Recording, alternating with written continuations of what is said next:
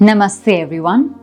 In today's video, we're going to focus on Muni Patanjali's Yoga Sutra 3.22. Now in this particular Yoga Sutra, Muni Patanjali is explaining another Vibhuti through which we can actually understand the past, present and future karmic reactions and actually understand even further how long each lifetime is going to last. So let's take a good look at the sutra, start breaking it up word by word and understanding it even better to see how this could be possible. So the sutra itself goes, Sopakraman nirupakraman cha karma tatsayamada paranta jnana marishtebhyoho va. Alright, so this is a sutra itself. As you can see, I'm merely pronouncing the sutra and not chanting it in its tonality. So just to give you a gist of how each of the syllables sound. And now we're going to go in for the different words and trying to understand each of them a little better.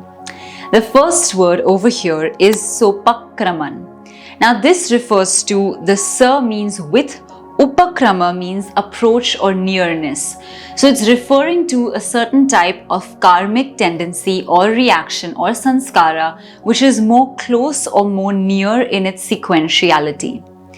Then coming to the next word, it is nirupakraman. Now nir means without and upakarma means nearness. So here it's indicating without nearness. So something that is a bit further away, a little more distant and maybe still has time yet to come in. And then the next word here is cha. Cha is a syllable which indicates and. So this is saying and. And the next word is karma. And this one indicates, of course, the karmic deeds, karmic actions, and the word as we commonly use, karma or karma. And the next word is tat. Tat refers to it. Then after that we go on to the next word which is sanyam, which refers to sanyam which we've been studying so far of dharana, dhyan and samadhi. And finally we come to knowledge or jnana. And now interestingly there's one more word over here which is arishtebhyoho, which refers to an evil omen or an evil kind of sign or indication. And the final word here is va. So these are all the words and their meanings. But now let's get into understanding what exactly the sutra is trying to convey. So through this sutra, we're being introduced now to the concept of karma through both the late maturing karma and even the early maturing one. Now this is really interesting because what is being said is that the yoga sadhak or the yogi focuses very deeply on the karmashaya and on understanding the karmic tendencies and how deep the sanskaras run. Once the yogi or the yoga sadhak is able to understand that, he or she is able to see how deep, how many karmas are and how long it would possibly take for them to mature. So this is really incredible because mostly none of us are aware of how much we have within the karmashaya, how much we need to work on. This kind of understanding is not very prevalent. But what is being indicated is that a yoga sadhak can actually take the sanyam process, apply it deep within the karmashaya and gain this kind of understanding. And the sadhak would do this basically to predict how many of those karmas and the sanskaras that have been accumulated, how many of those would need to be used up within this lifetime and how many of those would need to be taken forward into future lifetimes. So once a person has an understanding of that, they can actually work with that to either intensify their sadhana and continue to kind of finish up as many karmas as they can right now, or they can just have this knowledge and use it to their advantage to pace out their sadhana practice in a certain way. It is also indicated by the sutra that not only can the yoga sadhak perform this practice on themselves, but also on other people to understand their time of death based on how many karmic reactions, sanskaras and tendencies they need to complete in this lifetime versus the next.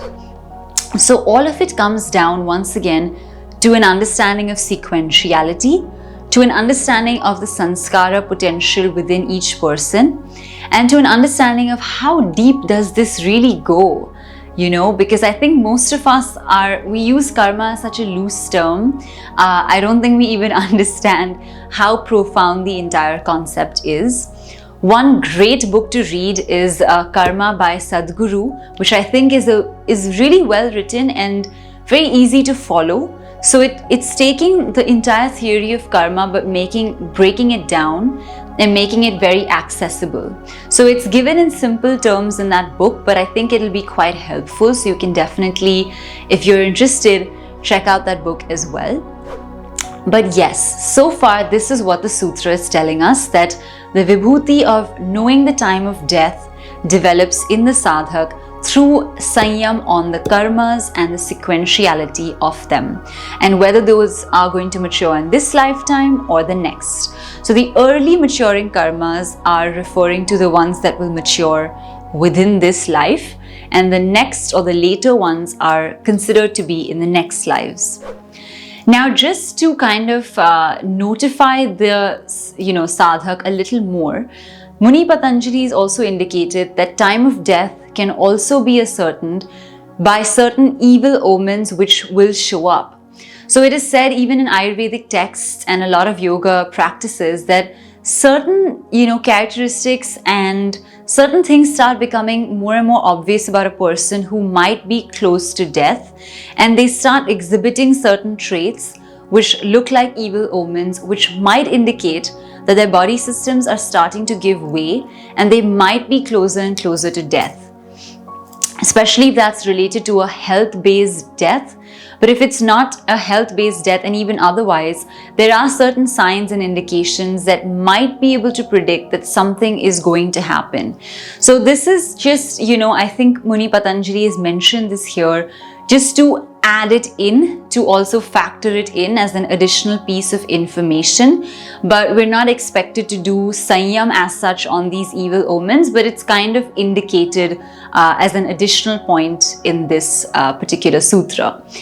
So this is all about this sutra, which deals with karma, death, time of death, and the vibhuti that arises as a result of it.